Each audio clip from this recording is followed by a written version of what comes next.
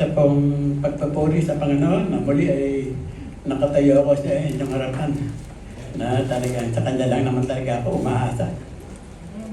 Ang pastor natin ay wala po, nasa Bulacan siya at maaaring sa mga oras na ito ay katabay din natin silang nagdaraos ng pagsamba. At siguro po, pagkatapos lamang ng service din na ron, babalik na agad siya dito para naman mag-dedicate ng baby. Yun pong anak ni Aldrin at ni Jess, i-dedicate mamayang hapon. Yun po. Tayo po muna ay manalangin sandali. Dakila namin Diyos, aming Ama sa langit.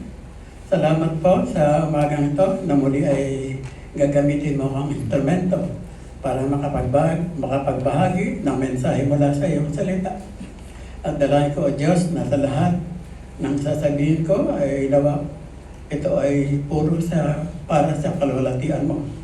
Dalangin ko, O Diyos, na gabay ng Banal na Espiritu sa manguna sa akin, samahan ako, buksan ang aking puso at isipan para maibahagi ko ng maliwanag ang mensahe nais mo pong ibarating sa aking mga kapatid.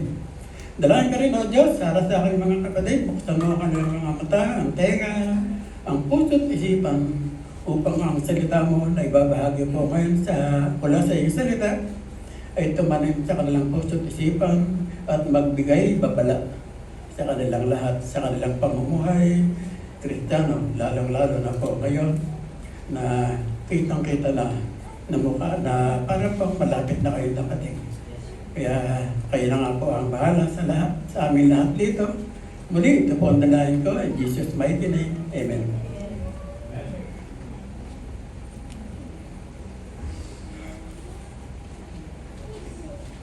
Ngayon po ay unang linggo ng July at ang mensahe pong tatalakayin natin sa buong buwan na ito ay magmumula lahat sa Book of Jude o sa Aklat ng Judas.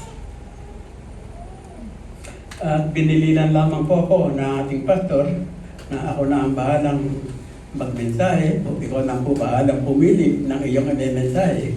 Kaya napili ko po ay ang verse 5, 6, 7 and verse 11 po ng Aklat ng Judas. At ito po ay tungkol sa historical examples of apostasy. Pero bago po natin talakayin, ay kilalanin po muna natin kung sino ba si Judas. Para po sa mga hindi nakakakilala kay Judas, si Judas po ay kapatid ni Santiago at half-brother po sila ng Panginoong Hesus. At noong una po, ay di sila naniniwala na si Kristo ang Mesaya. Nasa John chapter 7 verses 1 to 9 po yan. At sa sobrang talino rin ng Panginoong Hesus, ay napagkamalantang ng mga kapatid niya at ng mga iba pang tao na siya'y nababaliw. Sa sobrang talino ng Panginoong Hesus Iyan po ay nasa Mark chapter 3 verses 20 and 21. Ngunit nang mamatay si Kristo at muling nabuhay, saka lang sila naniwala at sumampalataya. Nasa Acts chapter 1 verse 14 po yan. At mula noon ay ipinangaral na nila si Kristo bilang Mesaya o natatanging tagapagligtas o ang anak ng Diyos.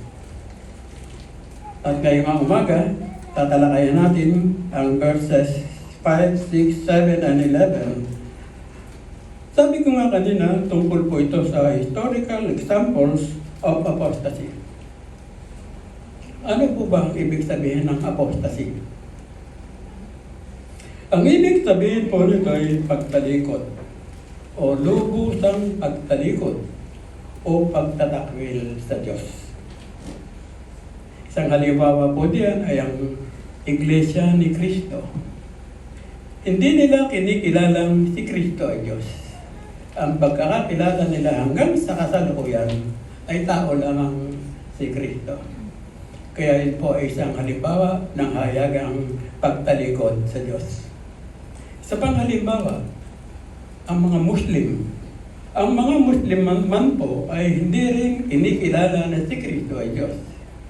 Ang pagkilala lamang nila kay Kristo ay isang propeta lamang at hindi Diyos. Kaya yun man po ay isang hayagang pagtalikod kay Kristo sa Diyos, sa pagtalikod sa Diyos. At sa atin man po, o sa maraming Kristiyano ngayon, ay meron din pong pagtalikod na nararanasan. May pagtalikod din pong ganito. Naranasan ang kabutihan ng Diyos at nakaalam na rin ng katotohanan tungkol sa kaligtasang ginawa ng Panginoong Jesucristo sa krus, ay naaakit pa rin balikan ang kanyang lumang pagkatao. O pinipili pa rin nila ang tumalikod sa Diyos. Sa bagay, ito pong pagtalikod sa Diyos ng maraming Kristiyano ngayon ay hindi na bago. Dahil bago pa man nangyari ito sa ating kapanahonan, ay nangyari na ito noong unang panahon pa. O libong taon na nakakaraan ay marami ng halimbawa ng pagtalikod sa Diyos ang naganap.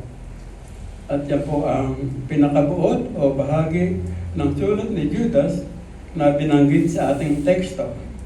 Babala po yan sa mga Hudyo noon at babala rin sa ating kapanahonan ngayon. Kaya nga sa ating pong tekstong tatalakayin ngayon ay may 6 historical examples of apostasy o 6 na makasaysayang halimbawa ng pagtalikod sa Diyos. Una, o first historical example of apostasy is the nation of Israel. Apostasy caused by unbelief o kawalan ng pananampalataya ang dahilan ng pagtalikod ng bayang Israel. Sabi sa verse 5, bagamat alam na ninyo ang lahat ng ito, nais ko pa rin ipaalala sa inyo na matapos iligtas ng Diyos ang bansang Israel sa lupain ng Ehipto, pinuksan niya ang mga hindi sumampalataya sa Kanya. Sabi ko nga kanina, ito'y babala sa atin o sa lahat ng Kristiyano. Alam nating pinili ng Diyos ang bansang Israel at nasa kanila ang tunay na pangako ng Diyos. At talagang mahal niya ang bayang ito. Kaya nga noon, nang minsang dumaing sa Diyos ang bayang ito tungkol sa mga paghihirap nilang nararanasan at pagkaaliting ginagawa sa kanila sa Ehipto, ay iniligtas sila ng Diyos sa pamamagitan ni Moises. At kung maaalala niyo po, 10 salot ang ipinadala o pinaranas ng Diyos sa Ehipto bago pa sila payagang palayain ng Paraon. At ang lahat pong ito ay nasaksihan ng mga Israelita o ng mga Hudyo. Nakita ng bayang Israel ang kapangyarihan at kababalaghang ginawa ng Diyos para iligtas sila sa pag-aalipin sa Ehipto. So sa madaling salita po, pinatnubayan sila ng Diyos at pinakay sila sa tulong din ni Moises. Gayunman, sa kabila ng lahat ng ito o sa kabila ng ipinakitang kapangyarihan ng Diyos sa kanila, ay di pa rin sila sumampalataya sa Diyos. Naghihimagsik pa rin sila at panay pa rin ang reklamo. At maging ang pangakong dadalhin sila ng Diyos sa lupang pangako ay di rin nila pinaniwalaan. Kaya nga sa halip na sambahin ang Diyos at sundin ang kanyang mga utos, ay gumawa pa sila ng mga guyang ginto. At ito po ang kanilang sinamba. Dahil dito, nagalit ang Diyos. Sabi sa Numbers chapter 14, verses 22 and 23. Isa man sa nakakita ng himalang ginawa ko ay hindi makakapasok sa lupaing ipinangako ko sa inyong mga ninuno. Paulit-ulit nila akong sinubok at hindi nila ako sinunod. Sinabi rin sa verse 30, isa man ay walang makakarating sa lupang ipinangako ko maliban kay Caleb at kay Joshua na naging tapat sa akin sa pagsunod. Makikita natin dito na ang pangunahing kasalanan talaga ng mga Israelita ay ang di pagsampalataya. Kaya lahat po ng di sumampalataya sa Diyos at tumalikod ay kanyang nibipol. At tayo man po na nakaalam na ng katotohanan tungkol sa ginawa ni Kristo sa krus, kapag tayo po ay tumalikod o tumigil sa ating pananampalataya, tayo may mapapahamak din o tayo may dilipulin din ng Diyos. Alalahanin natin muli na hindi tayo mga Hudyo at di tayo kabilang sa mga pinili ng Diyos noon. Ngunit dahil sa katigasan ng ulo at di pagsampalataya ng mga Hudyo, nakarating sa mga Hentil ang kaligtasan. O nagkaroon tayo ngayon ng pagkakataong makapakinig ng Ebanghelyo ni Kristo at sampalatayanan nito. Kaya tayo po ay naligtas. Nasa Acts chapter 13 verses 44 to 47 po yan. Kaya di dapat mabaglit sa isipan natin na tayo po ay adopted lamang o idinugtong lamang sa tunay na sanga. At ang tunay na mga sanga po ay ang mga Hudyo. Ibig sabihin pa rin po nito ay tayo po ay katulad lamang ng mga sangang ligaw noon. Pinahintulutan lamang ng Diyos na makapakinig tayo ng Ebanghelyo dahil sa katigasan ng ulo ng mga Hudyo. Kaya nakarating sa atin ang kaligtasan. Nasa Romans chapter 11 po yan. Verses 13 hanggang 24.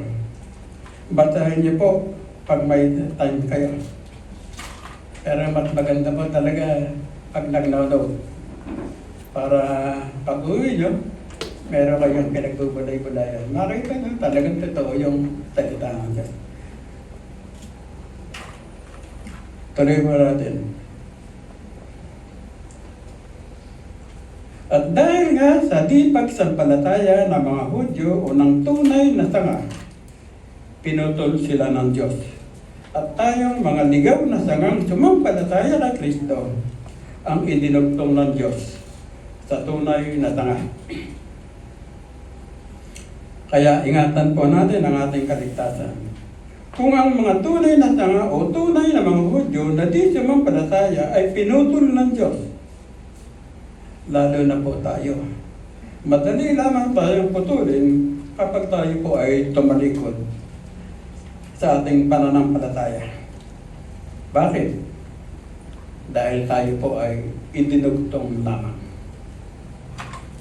Pangalawa, o second historical example of apostasy is the fallen angel. Ang dahilan po ng pagtalikod, paghihimagsik o rebellion.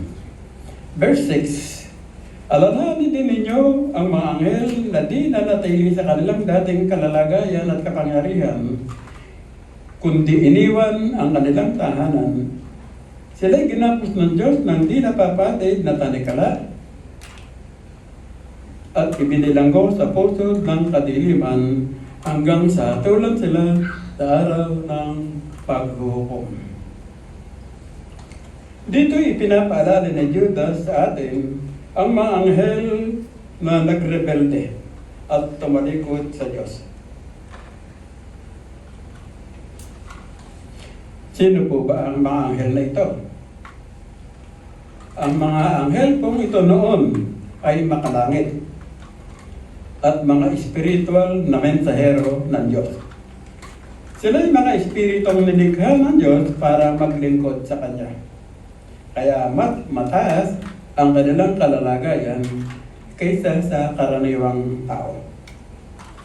Isa pa yung una silang nilikha kaysa sa mga tao. At sila po ay wala ring katawang tulad ng tao. Ngunit, nakapag-aanyang tao naman sila. Kung maaalala niyo po, sa Luke chapter 1 verse 11, ay may isang anghel na nagkatawang tao na napakita kay Zacarias nang minsang pumasok siya sa dakong kabanal-banalan upang maghandog. At maging sa Acts chapter 12 verse 6 and 7, dito na may nakakulong ang apostol na Pedro at anghel din ng nagkatawang tao ang naglabas sa kanya sa bilangguan. At ang mga anghel din pong ito ay hindi pwedeng mag-asawa. Di po pwedeng mag-asawa ang mga anghel. Bukod pa sa di sila namamatay, kaya sila ay may kapangyarihan ding kaloob mula sa Diyos. Ang lahat din po ng anghel ay nilikhang banal. Bukod pa sa sila ay may kanya-kanyang gawain ibinigay ang Diyos. At may kagalakan naman nila itong nasusunod. Gayunman, sa kabila ng maganda nilang katatayuan, ay nagrebelde pa rin sila sa Diyos. O di sila nanatiling tapat sa Diyos, kaya nawala ang kanilang kabanalan. Ngayon, paano ba? O ano bang pagre-rebelde ang ginawa ng mga anghel laban sa Diyos?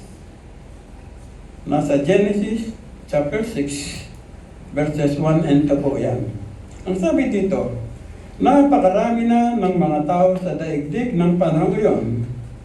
Nagkaroon sila ng mga anak na babae. Nang makita ng mga anak ng Diyos na ang mga babaeng anak ng tao ay magaganda, ang mga ito'y pumili sa kanila ng kanya-kanyang asawa.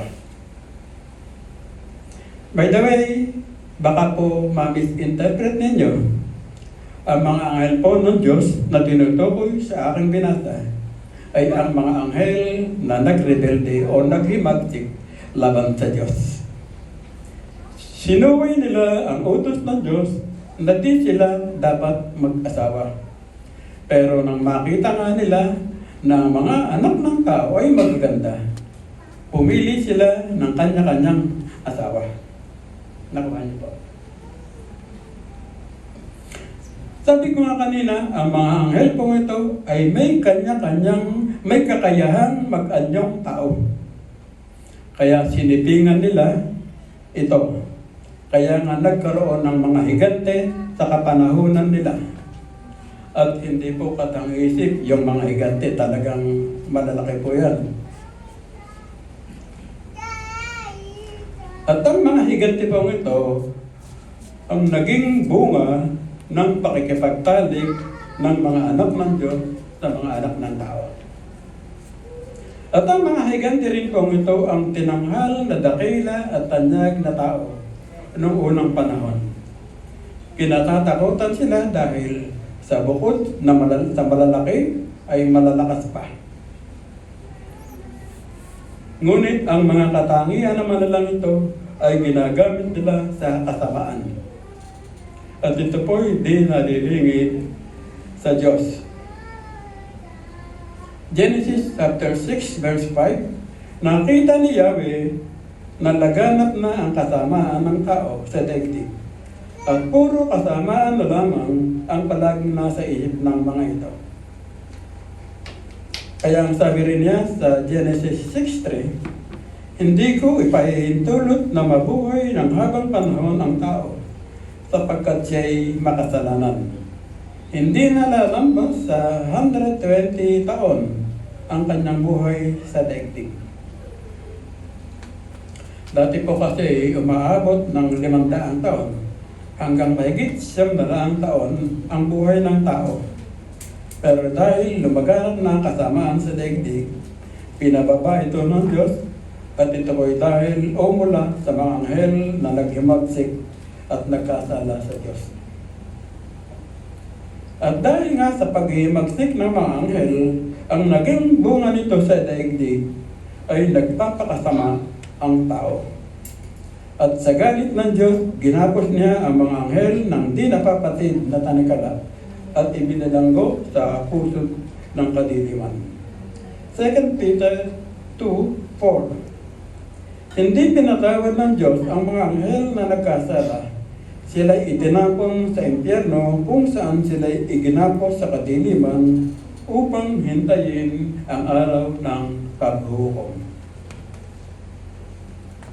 At tayo man po, kapag tinalikuran natin ang pananampalatayang tinanggap na natin mula sa Diyos o binalikan natin ang luma nating pagkatao, tayo man po ay rebelde rin matatawag. At tulad ng mga anghel, pwede rin po tayong humantong sa kapahamakan. Kaya magpakatatag po tayo. Ingatan natin huwag masayang ang ginawang pagliligtas sa atin ng Diyos.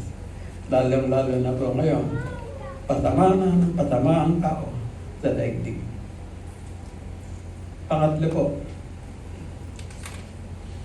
third historical example of apostasy ay ang Sodom and Gomorrah. Apostasy caused by sexual immorality. Sabi sa verse 7, alalahanin din ninyo ang Sodoma, Gomorrah at mga karatig lungsod. Dahil sa pagkagumo nila sa kahalayan at kamunduan, sila'y pinarusahan sa apoy na walang hanggang kamatayan. Dito'y ipinapaalala din sa atin ni Judas ang tungkol sa ginawang pagwasak ng Diyos o paggunaw sa lungsod ng Sodoma at Gomorrah at mamamayan sa dalawang lungsod na ito. At ito po'y dahil sa kanilang kasamaan o sexual immorality. At ang pangyayari po ito ay halos 20 times na binanggit sa Scripture bilang babala sa lahat. At ito po'y paglalarawan din sa gagawing paghatol ng Diyos sa mga tao sa darating na panahon o sa araw ng paghuhukom. At unang na nga po itong nangyari sa panahon ni Abraham at ng pamangkin niyang si Lot. Na noong panahon, si Lot po ay nakatira sa Sodoma, na kung saan halos lahat na ng nakatira dito ay sobrang masasama na. At ito po ay dilingid kay Yahweh. Sabi sa Genesis 18 verse 20, sobra-sobra na ang sumbong sa akin laban sa Sodoma at Gomorrah. At napakalaki na ng kanilang kasalanan. Dahil dito, plano na ni Yahweh na wasakin ang dalawang lungsod na ito. Nasa Genesis chapter 18 verses 22 po yan hanggang Genesis 19 hanggang 29. Basahin niyo po pag may time kayo. Mahaba kasi. Tuloy natin. Kaya nga sabi ko, inote nyo para mabasahin sa bahay. Tuloy natin. At ayon din po sa komentaryong nabasa ko, ang pagwasak sa Sodoma at sa Gomorrah ay nangyari about 450 years pagkatapos ng baha sa panahon ni Noah. Si Noah po ay 600 years na noon at nabuhay pa siya ng 350 years bago namatay. Kaya naipangaral pa niya o napaalalahanan pa niya ng gusto ang mga tao sa Sodoma at Gomorrah na magpakabuti at mamuhay sila ng ayon sa kalooban ng Diyos. Ngunit ito po ay hindi nila pinakinggan. Nireject nila o binaliwala nila ang pangaral ni Noah dahil binulag na ng kanilang masasamang gawa ang kaisipan nila. Bukod pa sa ang dinidiyos nila ay ang kanilang mga sarili. Kaya patuloy sila sa pagpapakasama. Ibig sabihin, lulong na sila sa kahalayan at kamunduhan. Kaya normal na lang sa kanila ang ugnayang lalaki sa kapwa lalaki at ang babae sa kapwa babae. Nasa Genesis chapter 19 verse 5 po yan. At ang ginawa po nilang ito ay paglapastangan sa pangalan ng Diyos. Gayunman, nung panahon nila ay meron pa rin isang matuwid na tao. At yun po ay si Lot. Hinayaan muna ng Diyos na maligtas si Lot. At iyan po ay alang-alang pa kay Abraham. At pagkatapos pong iligtas si Lot, nagpaulan ng Diyos ng asupre at apoy sa Sodoma, sa Gomorra, at sa lahat ng mamamayan sa dalawang lungsod na ito. Kaya lahat napatay. Wala pong naligtas. Ngayon, ano po ang aral na natututuhan natin, na nakita natin sa kwento tungkol sa Sodoma at Gomorra? Nakita natin dito na ang pinakadahilan ng pagtalikod ng Sodoma at Gomorra sa Diyos ay ang sexual immorality. At ang kasamaan kong ito ay hindi na bago sa panahon natin ngayon. Sa totoo lang po, ang sexual immorality ay nangyayari na rin sa ating kapanahonan. At noon pa man ay nangyayari na ito. Hindi lang bulgar o lantarang tulad ng sa Sodom and Gomorrah na sobra-sobra na ang kasamaan at wala na rin silang kinatatakutan. Pero sa panahon natin ngayon, noong una, patago pa o palihim pa nilang ginagawa ang ganitong relasyon. Kumbaga, may konti pang kahihiyan. Pero ngayon, wala nang hiyaya. Lantaran na rin. At yung iba, nakukuha pang magmalaki. At yun namang ibang may pera, dumadayo pa sa ibang bansa para magpakasal. Ang same-sex marriage po ay sa kasuklam-suklam sa paningin ng Diyos. At totoo nga ang sinasabi sa salita ng Diyos na darating ang araw na pasama na ng pasama ang tao. At kapag nagpatuloy ang mga taong ganito sa kanilang kalaswaan, hahayaan na sila ng Diyos. Sabi sa Romans chapter 1 verses 26-27, dahil dito'y hinayaan sila ng Diyos sa mahahalay na pagnanasa. Ayaw nang makipagtalik ng babae sa lalaki, at sa halip ay sa kapwa babae sila nakikipag-ugnayan. Gayon din ang mga lalaki. Ayaw na nilang makipagtalik sa mga babae, at sa kanilang kapwa lalaki sila nahuhumaling. Ginagawa nila ang kasuklam-suklam na bagay, kaya't sila'y parurusahan ng nararapat sa kanilang masasamang gawa. Ang pangyayari pang ito ay talagang nakakalungkot. Lalo na po ngayon, pinag-aaralan ng isa batas ang same-sex marriage at pati na nga ang divorce. Ito po isa pa rin palatandaan malapit na talagang magbalik ang Panginoon. Kaya huwag po tayong bibitiw sa ating pananampalataya. Pang-apat po, o fourth historical example of apostasy ay si Cain. Apostasy caused by religious perversion o sa lungat na tuntuning pangrelihiyon ang dahilan ng pagtalikod ni Cain. Ibig sabihin, matigas ang ulo. Kaya sabi sa 1 John chapter 3 verse 12, huwag tayong tumulad kay Cain na kampon ng dyablo. Huwag tayong tumulad kay Cain na kampon ng dyablo. Sino ba si Cain?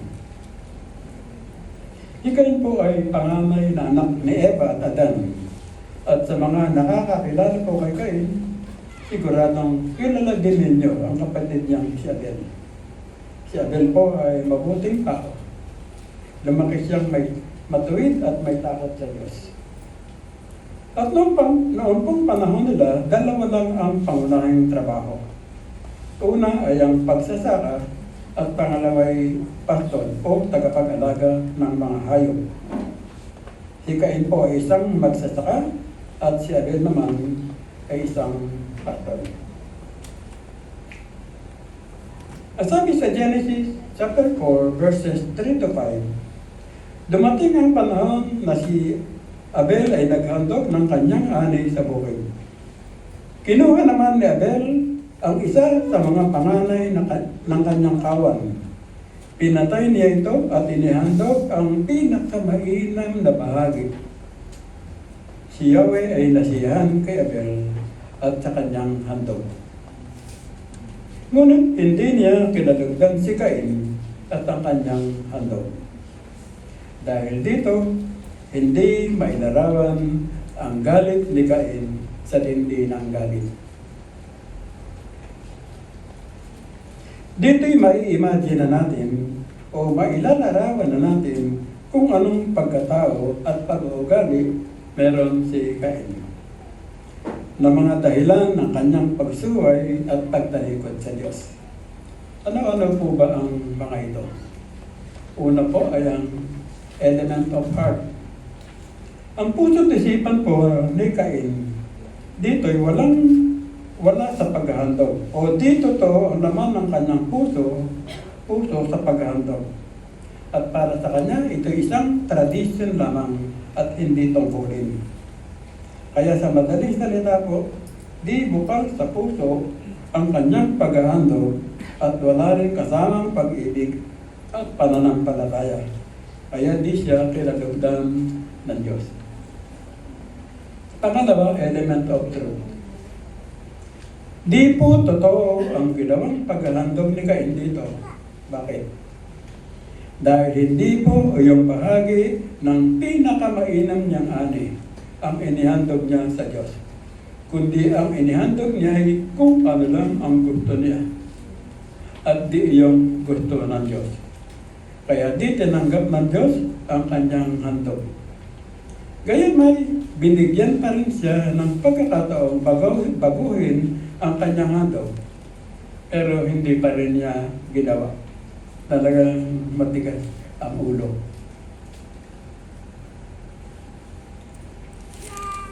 May mga ganito po kasi tao. Naggusto, pagpapala lang. Pero ayaw naman sumunod. O ayaw naman gawa. Meron din po yan sa atin. Pangatlo, element of commitment. Dito hindi niya laging ginagawa ang paghahandog. Kung maisipan lamang niyang maghandog, sa kanya gagawin. O bairaos lang, o basta na lang. At siguro po, kung ano lang yung madampot, ay yun na ang ihahandog. Ibig sabihin, sumusunod din, minsan, pero labag sa loob. Ganun po si Cain. Pang-apat, element of fear. Makikita natin dito na si Cain ay walang takot sa Diyos. Dahil di na nga siya naghandog ng tamang paghandog, nagawa pa niyang magalit sa Diyos. Ang ugali po kasi ni Cain ay kung ano ang gusto niya ay iyon na ang ipipilit at di na pwedeng baguhin pa.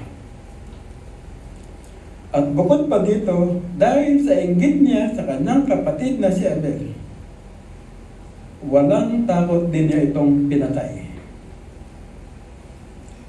At nang tanungin naman siya ng Diyos kung nasaan si Abel, ang sagot niya sa Genesis chapter 4 verse 9, hindi ko alam.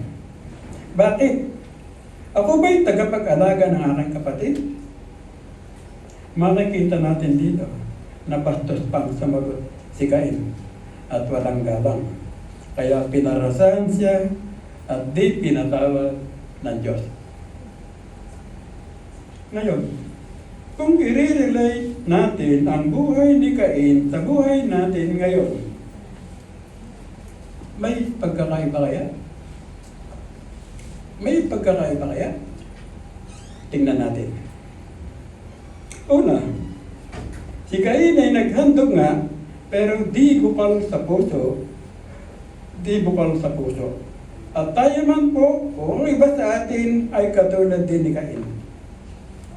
Halimbawa po, sa ating pagsamba, kapag ang puso at isipan po natin ay di nakasentro sa pagsamba natin sa Diyos, at di rin ipinamumuhay ang mensaheng natututunan natin, at di rin natin pinahalagaan ang tamang oras ng pagsamba, di po bukat sa puso ang ating pagsamba. Tulad lamang tayo ni Cain. Kaya huwag po nating gawing habit ito. Pangalawa, si Cain ay naghandog nga ng kanyang ani. Ngunit hindi ang pinakamainam niyang ani ang inihandog niya sa Diyos. At tayo man po. Kapag di po natin ibinibigay ng tama ang ating mga kaloob, tulad din lamang tayo ni Cain. Pangatlo, si Cain ay walang commitment sa paghahandog. At tayo man po. Kung wala po tayong commitment sa gawain sa ating iglesia, tulad din po tayo ni Cain. At pangapat, si Cain po ay walang takot sa Diyos. At tayo man po, kapag sumasamba po tayo ng di bukal sa puso, di nagbibigay ng tamang kaloob at walang commitment sa gawain sa ating iglesia, ang suma total po nito ay wala rin tayong takot sa Diyos. Tulad din po tayo ni Cain. Muli ang sabi sa 1 John 3:12, huwag tayong tumulad kay Cain ng kampon ng dyablo. Tanong, tutularan niya ba si Cain?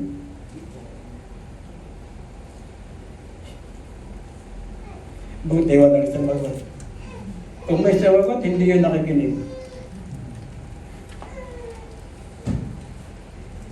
Panglima po, o fifth historical example of apostasy ay si Balaam. Ang dahilan po ng pagtalikod ni Balaam, financial greed o kasakiman sa salapi. Sino ba si Balaam? Si Balaam po ay isang Midianite at kabilang po siya sa inapo o pinag-apuhan ni Abraham sa iba niyang asawa. At si Balaam din po ay isang propeta sa Midian, ngunit isang masamang propetang naligaw ng landas dahil sa kasakiman sa salapi. Kilala naman niya ang si Yahweh, ngunit namamayani pa rin sa kanyang puso at isipan ang pagkakahaman sa salapi. Mababasa niyo po yan sa Numbers 22 verses 1 to 21. Basahin niyo lang po. Masyadong mahaba. At ang chapter din pong ito ay patungkol din sa mga Israelita. Sabi sa verse 1, nagpatuloy sa paglalakbay ang mga Israelita at nagkampo sila sa kapatagan ng Moab. Dito po sila nagkampo at nagpahinga bilang paghahanda nila sa gagawin nilang pagsalakay sa Kanaan.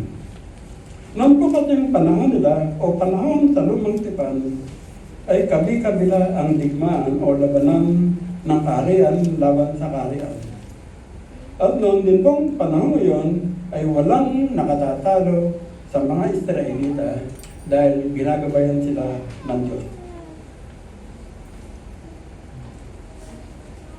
Kaya saan man sila makarating sa kanilang paglalakbay, ay nagtatagumpay sila sa labanan. Hanggang sa makarating na nga sila sa Moab at doon na sila nagkampo. At dito po sa Moab ay may isang hari. At ito po ay si Haring Balak. At diningid kay Haring Balak na ang mga Israelita ay nakarating na sa kanilang teritoryo. Gusto niyang salakayin ang mga Israelita, ngunit nakikita niyang hindi niya ito kakayanin dahil sa sobrang dami. Kaya inutusan ni Haring Balak ang ilang mga pinuno niya at ilang pinuno mula sa Midian na puntahan si Propeta Balaam o Balaam at sabihin ang ipinasasabi niya. Verse 6. Napakarami nila, magpunta ka agad dito at sumpain mo sila. Natitiyak kong malulupig ko sila matapos nilang sumpain, sapagkat naniniwala kong pinagpapala ang mga binabasbasan mo at minamalat naman ang mga sinusumpa mo. So sa madaling salita, nagpunta nga ang ilang pinuno ni Haring Balak at ilang pinuno mula sa Midian at sinabi ang pinasasabi niya. At pagkatapos masabi, ay ibinigay na nila ang bayad kay Balaam para sumpain niya ang bayang Israel. Sinabi naman ni Balaam,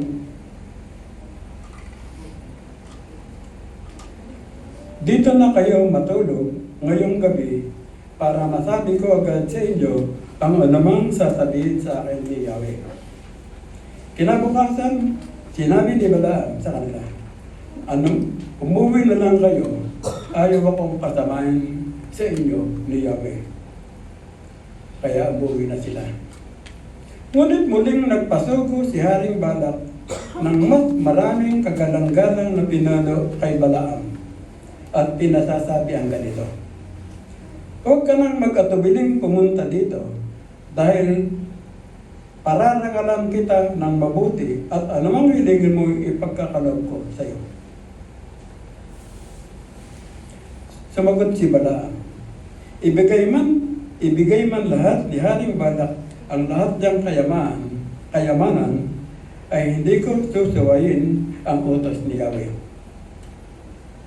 Gayunmay sinabi rin ni Balaam, dito na kayo magpalipas ng gabi para malaman natin kung ano pa ang sasabihin ni Yahweh sa akin. Kinagabihan, kinausap siya ng Diyos at sinabi, sumama ka sa kanila. Ngunit, ang ipinasasabi ko lamang ang sasabihin mo. Kinabukasan, naghanda si Balaam papunta kay Haring Balak at nagsama pa siya ng 2 alipin. Sumakay siya sa kanyang asno at lumakad na. Ngunit nagalit si Yahweh sa kanya, kaya't inadlagan ng anghel ni Yahweh ang daraanan ni Balaam.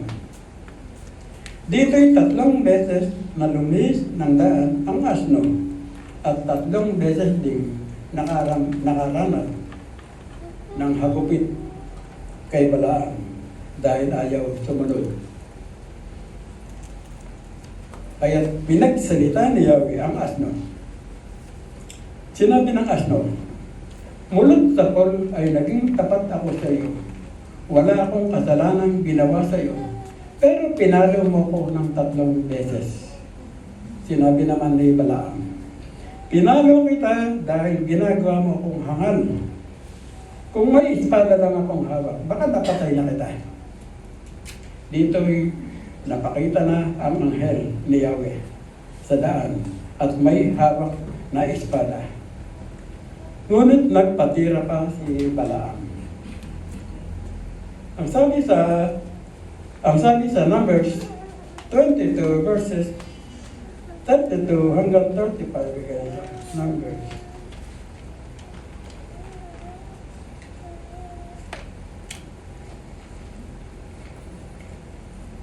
Sabi dito, tinanong siya ng anghel ni Yahweh, bakit 3 beses mo nang pinalo ang iyong asno? Sadyang humaharang ako sa daan sapagkat mali ang binabalak mong gawin. Tuwing makikita ko ng asno mo, ay lumilihis ito. 3 beses na niyang ginagawa ito. Kung hindi siya lumihis, baka napatay na kita. Ngunit siya hindi ko sasaktan. Sinabi ni Balaam sa anghel, nagkasala ko. Hindi ko alam na nakatayo kayo sa aking daraanan. Babalik na ako kung hindi niyo ayon Kung hindi ayon sa kalooban ang lakad kong ito. Sumagot ang anghel, huwag ka nang bumalik. Sumama ka sa kanila, ngunit ang sinabi ko sa iyo, ang sasabihin mo sa kanila. At sumama si Balaam sa mga sugo ni Balak.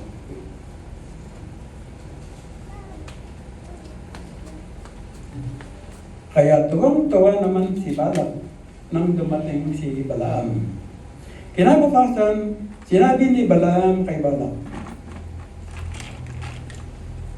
magpagawa ka ng 7 altar at magdala ka rin ng 7 baka at 7 tupa.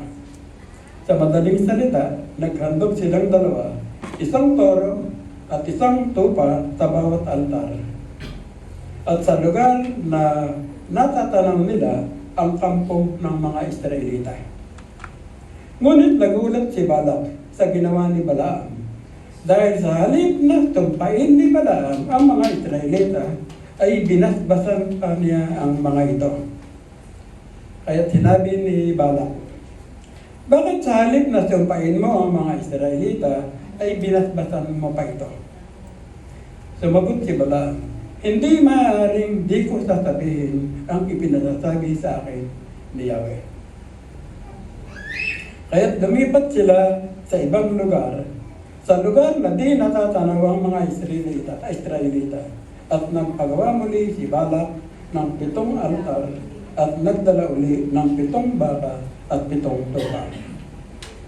Ngunit tulad ng una nilang paghahandog, sa halip na sumpain ng mga Israelita, ay binasbasan muli ni Balaam ang mga Israelita.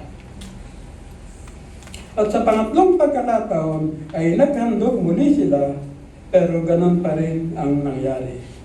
Di sinumpa ni Balaam ang mga Israelita, at sa halip, binasbasan pa niya ang mga ito. Dahil sa ginawa ni Balaam, nagalit na si Balak. Kaya sila ay naghiwalay. Ngayon, ano po ang lesson na makikita natin dito? Dito'y 3 beses silang naghandog. Ngunit ang paghahandog ni Balaam ay 3 beses din niyang ginawa para sa Diyos. At 3 beses din niyang binasbasan ang bayang Israel. Totoong nagkasala si Balaam ng pagtalikod sa Diyos dahil sa kasakay man niya sa sarapit. Ngunit binigyan siya ng Diyos ng pagkakataong makabalik. Ang Diyos po ay mahaba ang pasensya. Siya ang Diyos na mahabagin. At lagi siyang nagbibigay ng pagkakataon. Tulad ni Balaam, na binigyan ng Diyos ng pagkakataon na makabalik sa Diyos. At sa atin man po, wala po akong alam sa inyo. Ngunit walang nalilimit sa Diyos. Alam niya lahat. Higit ka pa nga niyang kilala kaysa sa sarili mo. Kaya sino man sa atin dito ang nanunumbalik sa dati niyang pagkatao, matakot ka at magbalik loob sa Diyos. Siya'y laging nagbibigay ng pagkakataon. So, ang sabi sa 2 Peter 3:9. 2 Peter 3:9, ang Panginoon ay hindi nagpapabaya sa kanyang pangako. Tulad ng inaakala ng ilan. Hindi pa niya tinutupad ang pangako ngayon, alang-alang sa inyo.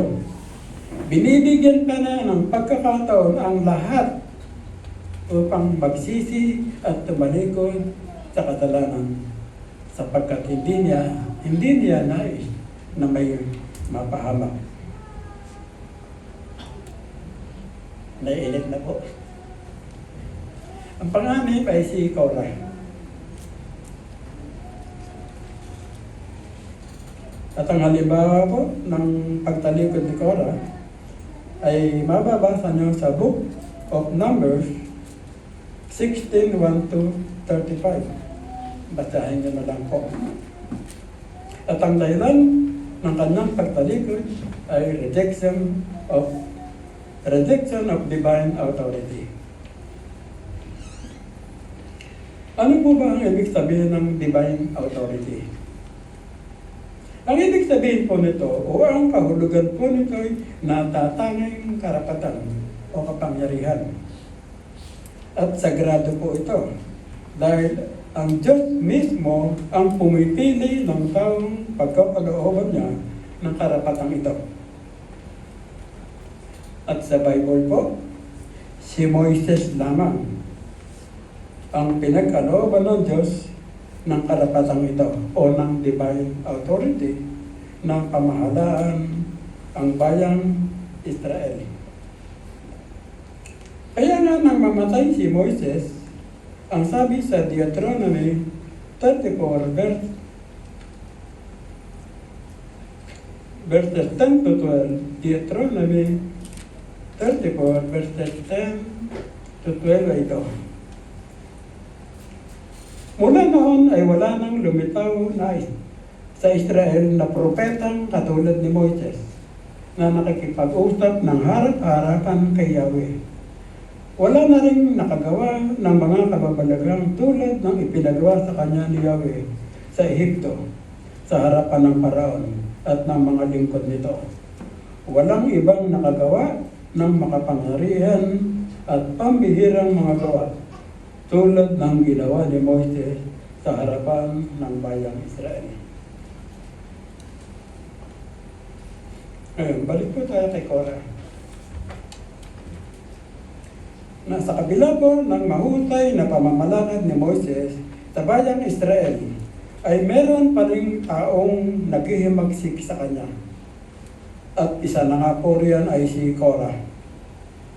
Sino ba si Korah? Si Korah po ay pinuno o pasimuno sa mga Levitang naghihimagsik laban kay Moises at Aaron. Anak po siya ni Izhar at apo ni Kohat, na anak naman ni Levi. At bilang apo ni Kohat, na mula sa lahi ng mga Levita, ay meron na po siyang mahalagang tungkuling ginagampanan sa tabernakulo. Gayon may di pa rin siya kontento o di pa rin siya nasisiyahan. Patuloy pa rin sila sa paghihimagsik dahil gusto pa nilang agawin kay Aaron ang pagiging pari nito. Kaya sabi ni Moises sa Numbers 16:9 to 11 ay ito. Hindi pa ba kayo nasisiyahan na kayo pinili ni Yahweh upang maglingkod sa Kanya sa tabernakulo upang paglingkuran ang bayang Israel? Kayong mga Levita ay ibinukod na ni Yahweh upang maglingkod sa harapan niya. Bakit nais niyong agawin pa pati ang pagiging pari? Dahil sa hangarin ninyo yan, ay naghihimagsik kayo laban kay Yahweh. Kaya't sinabi ni Moises kay Korah, bukas, kayong lahat ay haharap kay Yahweh para bigyan linaw ang gusto ninyong mangyari. So sa madaling salita po, kinabukasan, si Korah at ang kanyang mga kasamahan ay tumayo sa harap ng toldang pipanan at tinipon nila doon ang buong bayan sa harap ni Moises at Aaron. Sinabi ni Moises sa Numbers 16:28 to 32.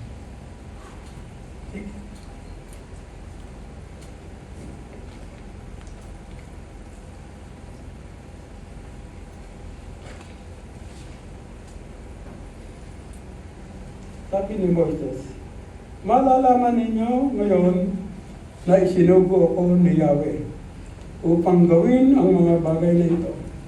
At ito'y hindi ko sariling kagustuhan. Kapag ang mga tao ito ay namatay sa sakit o sa karaniwang paraan, nangangahulugang hindi ako ang isinugo ni Yahweh. Ngunit kapag may ginawang di pangkaraniwan ng Diyos at bumuka ang lupa at sila'y niluloy ng buhay, kasama ang lahat ng may kaugnayan sa kanila, At sila hindi nalibing ng buhay sa daigdig ng mga patay. Nangangahulugang naghimagsik ang mga tao ito kay Yahweh.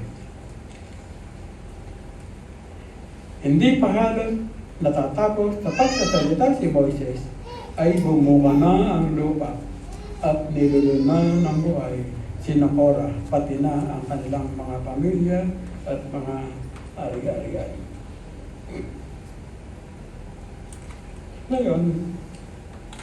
Ngayon, ano po ang aral na makikita natin dito? Makikita natin dito na ang taong pinagkalooban ng Diyos ng divine authority ay talagang iniingatan ng Diyos at di pinababayaan. Sa panahon natin, sino po ang binigyan ng Diyos ng divine authority? Ang mga pastor po. Ang mga pastor po ang pinagkalooban ng Diyos ng divine authority upang pamahalaan ang bawat iglesia ng Diyos. Kaya dapat silang igalang at sundin. Nawa po ay pinagpala tayo ng mensahe ngayong umaga. At naway magsilbing babala sa atin o sa ating lahat ang mga halimbawa ng mga tao tumalikod sa nakaraan. Tayo po ay maglalang. Maraming salamat po sa mensahe po ng aming tinalakay ngayong umaga. Tunay Lord na ito po ay napapanahon. Lalo-lalo na po ngayon na nakikita namin na palapit na ng palapit ang iyong muling pagbabalik. Kaya tulungan mo kami o Diyos na maging matatag. Pero tulungan mo kami o Diyos na lagi na'y maghintay, mag-abang. Dahil totoo nga na ikaw ay nalalapit na muling balik. Patatawarin mo po kami o Diyos sa mga pagkakataon na kami ay masyado nagiging abala sa mga material na bagay at hindi sa mga bagay na panlangit. Kaya na po ang bahala sa aming lahat at nawa ay baunin namin ang mga mensahe ito sa aming pong pang-araw-araw na buhay. Muli kayo Diyos, lahat ng patuloy ko sa salamat. Hinihiling namin ito sa pangalan po ng Diyos ng Masilos. Amen. Hallelujah. Tayo po ay tumayo at sama-sama po natin kawitan ang